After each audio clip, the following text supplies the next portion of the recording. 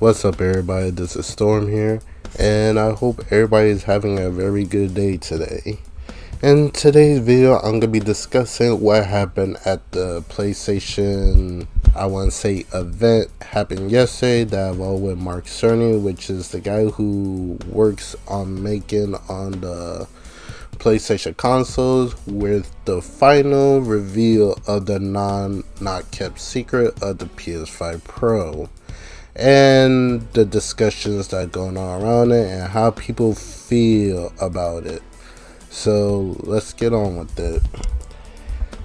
Yesterday, you may have not seen online what's being said, the discourse, or if you watch the video yourself, PlayStation have finally revealed the PS5 Pro, and is not to be desired by a lot of people. Some of the information that came out about it is, if you're a tech guy, you probably will understand it and stuff, but the initial reaction of what we saw, what the PS5 Pro is capable, a lot of people is not too happy about it. I'm going to discuss the highlights from the PlayStation blog that PlayStation released. And I'll post a link in the description of the blog for you to read for yourself, since I'm not going to go through the whole thing. And I'll also post a video of somebody who actually got hands-on experience with the PS5 Pro and doing a side-by-side comparison of the standard PS5 games and how they look and run on the PS5 Pro. But before we get into that information, we're going to look at how the PS5 Pro look and the reveal trailer for from PlayStation. Just to say this, the person who leaked the sketch of how the PS5 Pro was going to look, he was absolutely right on the market with this one. Without further ado, let's take a look at the trailer.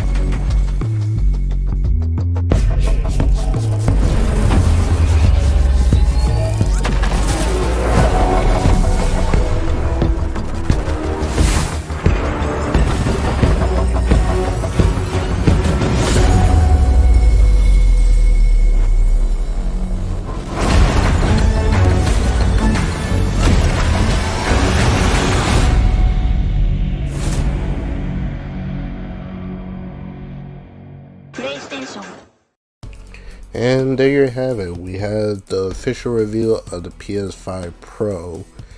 I know you probably saw some of the stuff that they showed that is in this console this time around, but of course you probably don't know what those mean.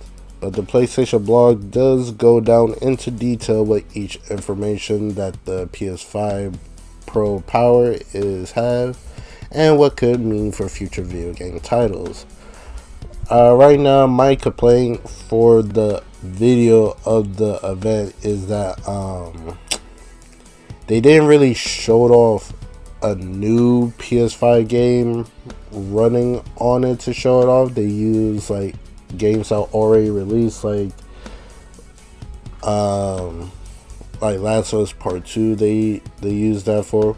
We go get into details on those, but let's go on to see what was said in the PlayStation blog post. Over the last 4 years since the launch of PS5, we worked hard to continuously evolve the console experience and deliver the great games our players expect from us. Today, I am incredibly proud to announce the next step in the evolution and welcome PlayStation 5 Pro to the PlayStation family, our most advanced and innovative console hardware to date. We developed the PS5 Pro with deeply engaged players and game creators in mind, as many have asked for a console that runs even higher fidelity graphics with smoother frame rates at 60 FPS. With this line, he is right in this case, because I have seen people say like the games that we're getting right now, they don't truly feel next gen. Like, we're being held back on previous consoles because of course people developers are still releasing games on the PS4 and the Xbox One. Like, to give an example, I remember people were upset that the next Call of Duty game, which is Black Ops 6, is only gonna be running on the PS4 Xbox One hardware. So that basically sums up that the game is not gonna be able to fully utilize the PS5 and the series versions of the game. So with that, I kind of see where people come from. Especially we get some games that are not running the best. The examples that we could use is like Black Myth Wukong, Warhammer 40k Space Marines. Not so long ago we had Dragon Dogma 2 that was stuck at 30 FPS. So there have been people saying that we need basically more stronger hardware, and a lot of people are looking for, well, either are or they were looking forward to the PS5 Pro that will rectify that. So yeah, but on to the next bit of info that I had in the video. Mark Cerny, who talks about the three pillars that the PS5 Pro will be utilizing and be the biggest upgrade stemming from the standard PS5 console. And these are the big three. Upgrade GPU. With the PS5 Pro, we are upgrading to a GPU that has 67% more console compute units than the current PS5 console and 28% faster memory. Overall, this enables up to 45% faster rendering for gameplay, making the experience much more smoother. Advanced ray tracing. We added even more powerful ray tracing that provides more dynamic reflection and refraction of light. This allows the rays to be cast at double, at times triple, the speeds of the current PS5 console. AI-driven upscaling. We're also introducing PlayStation Spectral Super Resolution, PSSR for short, an AI-driven upscaling that uses a machine learning-based technology to provide super sharp image clarity by adding an extraordinary amount of detail. They used a Ratchet Clank Rift Apart for that kind of example, that the picture quality is going to be more sharper for the PS5 Pro. Honestly, when it comes to this one, you will have to look really, really close to actually see like the standard PS5 imagery of certain items. Like, it's rendered, but it's not fully rendered. Like, one of the examples that they use, like, if you play Marvel Spider-Man 2, you could clearly see like the tree leaves is a little bit blurry. But of course, when you're playing Marvel Spider-Man 2, you're most likely not gonna notice it at all. So, but that's one of the things that they're using when it comes to the AI upscaling. A more stronger GPU, so that's also good. So stuff could be rendered more faster on the PS5 Pro compared to the standard PS5. So that could be a good thing for people also. And some of the tests that they use to show off the difference between the standard PS5 and the PS5 Pro is they actually did show off some games that were used. And also, if you are playing like PS4 games on your PS5, they did say that those games are going to be boosted thanks to the PS5 Pro. And this is what they said about those backwards compatibility games. Other enhancements included PS5 Pro Game Boost, which can apply to more than 8,500 backward compatible PS4 games playable on the PS5 Pro. This feature may stabilize or improve the performance of supported PS4 and PS5 games. Enhanced image quality for PS4 games is also available to improve the resolution on select PS4 games. PS5 Pro will also launch with the latest wireless technology, Wi-Fi 7, in territories supporting the standard. VRR and 8K gaming is also supported. So, games that are PS4 games are going to get like a big old boost when they play on the PS5 Pro. It's kind of similar when they launched the PS4 Pro last generation, and certain PS4 games did get like a boost. It wasn't like an all crazy boost. It just made the game runs more stable and had like a boost in resolution. It was not like a 4K resolution, but it was just like a more better resolution that was like higher than 1080p or 1440p. I think like they had games that ran like 1800p. Excuse me, or something along those lines. One of those two. But yeah, so this pretty much sounds like they're pretty much the same thing. Like games are getting a boost, basically called the PS5 Pro boost. So if you play any of your backwards compatibility PS4 games, that's what you're getting. Alright.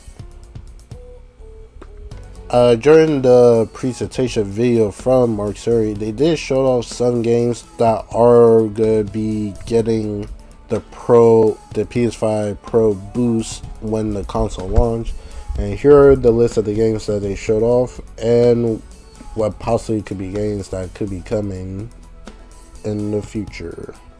It's humbling to see how game creators have embraced the latest technology from PS5 Pro, and several games will be patched with free software updates for gamers to take advantage of the PS5 Pro features. These games can be identified with the PS5 Pro Enhanced label within their title.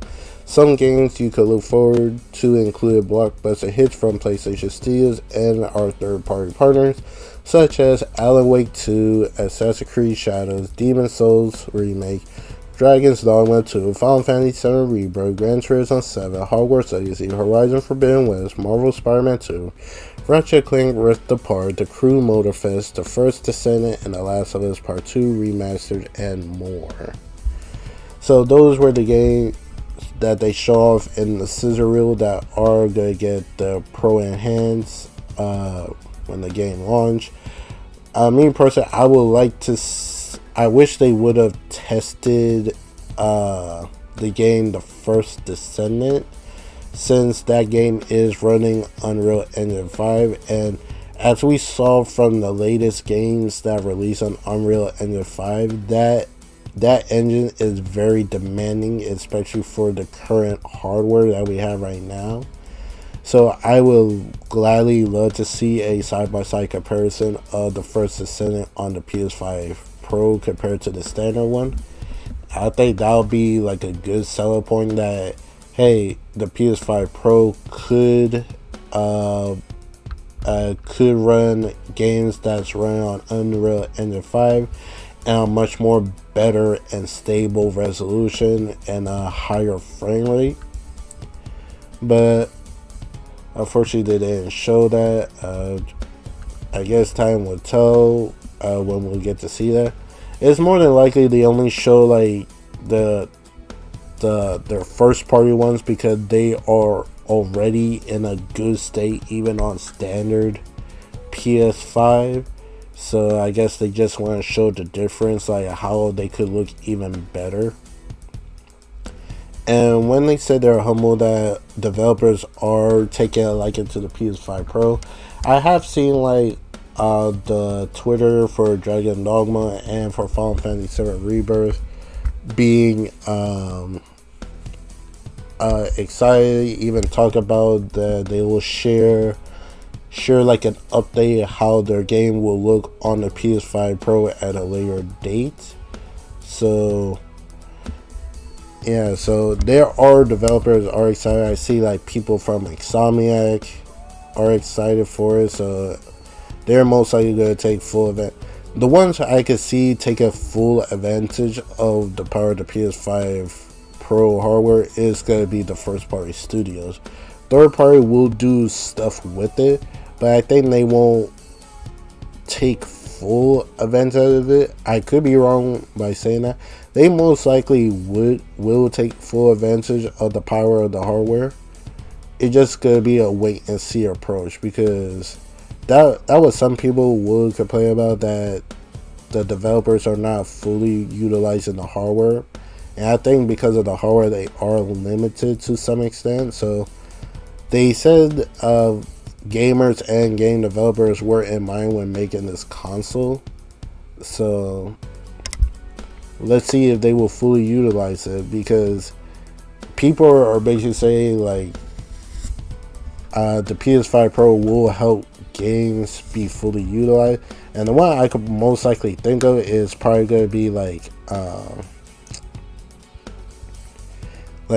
GTA 6, since more than likely like the PC won't launch day one with the console. So in retrospect, the PS5 Pro would be the best running version of GTA 6 compared to the Series X and the standard consoles. So yeah, so it's already it's already right there. Like, I even saw some people said they are going to get the PS5 Pro just for GTA 6, because that would be the best version of the game. But of course, time will tell. But I did saw a good thing about the PS5 Pro, that all the stuff that you have, like the PlayStation VR 2 headset, the Portal, your the Elite controller, the earbuds, the headset, all your current stuff that you have for your standard PS5 will work for the PS5 Pro. So you have nothing to worry about having to buy like new stuff for the Pro. It's basically part of the PS5 family, like they said, so you have nothing to worry about. And most definitely there won't be like exclusive PS5 Pro games, so it would just give, you could play your whole entire library on it. So that's pretty standard in today, because if there was like pro only version games, I don't think people wouldn't like that so too much. But now we're gonna get on to the price point of the game and the release date. And there you have it. The PS5 Pro will be launching on November 7th. Pre-orders go up on the 26th for a whopping $700. Jesus H. Christ. And that is the biggest discourse surrounding this console that everybody is up in arms about. You know, I believe some people are still going to get it, but the argument's sake, yeah, $700 is really outrageous, because to my knowledge, I think this is like the most expensive console ever created. So $700 is a hefty pill to swallow, but this is where I stand on the console itself. Me personally, I'm on the fence on the whole console thing. Like, I did buy a PS4 Pro, but it wasn't day one, because I didn't really see the need for it. And as of right now, with the PS5 Pro, I'm on the fence on it. But for others, if the console is worth it for you, and if you want to get it, you can get it. Nobody could tell you otherwise how you want to use your money. And for others who don't believe it's worth it, don't get it. You're not being forced to get it. There's no FOMO for you to wanting to get it. Like, well, let me take that back.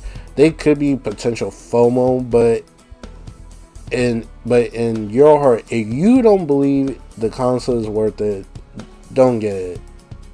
Like, plain and simple. Like, I seen like a lot of people saying like it's not worth it. They didn't really show anything that's even worth it to get it. And of course, the whole not having a disk drive in it is a lot of deal breaker for a lot of people, because a lot of people would rather prefer to have a play games physical copy than digital. But to that, lately a lot of people have been playing games digitally, so they're more than likely they have the numbers how many people actually use how many people actually buy their games physical compared to digital, and they're probably just giving the people the options. If you want digital, you could play the game digital. If you want physical, you could buy the disk drive if you want. That's up to you.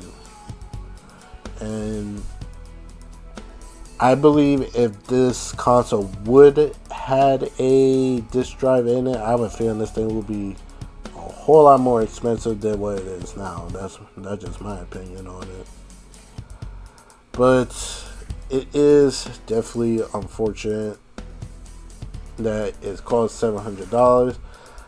Well, I can't really say that because we could clearly see like this console is for the enthusiasts, people who are collectors, people who would pay the most expensive for a premium device. Because look at iPhone users, like iPhone phones be costing almost $1,000 when a new one released, and people will line up at the Apple Store buying them. So for those type of phones, there are customers for that premium hardware, or whoever wants to get that new thing. So with that being said, if you're a person who wants the latest hardware, the most premium hardware, you are gonna have to, unfortunately, have to shovel out that money. So most likely PlayStation see that they're not forcing you to buy it. If you want that premium hardware, you can get that premium hardware.